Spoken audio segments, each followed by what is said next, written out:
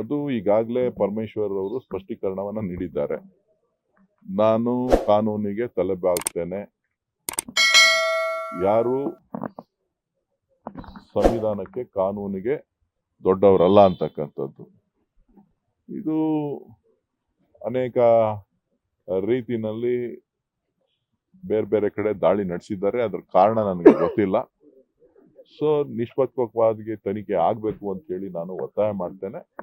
ಹಾಗೆ ಪರಮೇಶ್ವರ್ ಅವರು ಸಂಪೂರ್ಣವಾಗಿ ಯಾವುದೇ ಸಮಸ್ಯೆ ಇಲ್ಲದೆ ಏನೂ ತೊಂದರೆ ಆಗದ ರೀತಿಯಲ್ಲಿ ಹೊರಬರ್ತಾರೆ. ಅವ್ರ ಪರ ನ್ಯಾಯ ಇದೆ, ನ್ಯಾಯಯುತವಾಗಿ ಇದ್ದಾರೆ ಅಂತ ಹೇಳಿ ನಾನು ಭಾವಿಸ್ತೀನಿ. ಪ್ರಹ್ಲಾದ್ ಜೋಶಿ ಅವರು ಹೇಳಿದ್ದಾರೆ, ಕಾಂಗ್ರೆಸ್ ಪಕ್ಷದಲ್ಲಿ ಇರುವಂತವ್ರೆ ಅದನ್ನೆಲ್ಲ ದೂರು ಎಲ್ಲ ಆಧಾರ ಎಲ್ಲ ಕೊಟ್ಟಿರೋದು ಅನ್ನುವಂಥದ್ದು.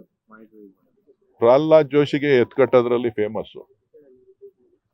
ಪ್ರಹ್ಲಾದ್ ಜೋಶಿ ಕರ್ನಾಟಕಕ್ಕೆ ಏನ್ ಕೊಟ್ಟಪ್ಪ ಅಂತ ಅಂದ್ರೆ ಆಂಧ್ರ ಕೊಟ್ಟಿದ್ದನ್ನ ಕರ್ನಾಟಕ ಕೊಟ್ಟೆ ಅಂತ ಹೇಳಿ ಎತ್ಕಟ್ಟೋ ಅಂತ ಜಾಯಮಾನ ಅವರು. ಸೊ ಹಾಗಾಗಿ ಕರ್ನಾಟಕದ ಕನ್ನಡಿಗರ ಬಗ್ಗೆ ಗೌರವವನ್ನು ಇಟ್ಕೊಳ್ಳಿ.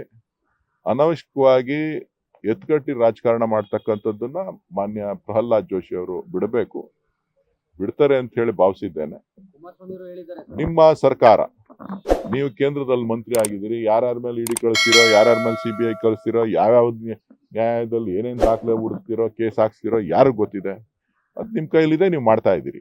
ಲೇಟೆಸ್ಟ್ ಹಾಗೂ ಇಂಟ್ರೆಸ್ಟಿಂಗ್ ಸುದ್ದಿಗಳಿಗಾಗಿ ಬಾಸ್ ಟಿವಿ ಕನ್ನಡ ಚಾನೆಲ್ನ ಸಬ್ಸ್ಕ್ರೈಬ್ ಮಾಡಿ. ಹಾಗೆಯೇ ಬೆಲ್ ಐಕಾನ್ ಪ್ರೆಸ್ ಮಾಡಿ. ಇದರ ಜೊತೆಗೆ ಫೇಸ್ಬುಕ್, ಇನ್ಸ್ಟಾಗ್ರಾಮ್, ಎಕ್ಸ್ನಲ್ಲೂ ಮಿಸ್ ಮಾಡದೆ ಫಾಲೋ ಮಾಡಿ.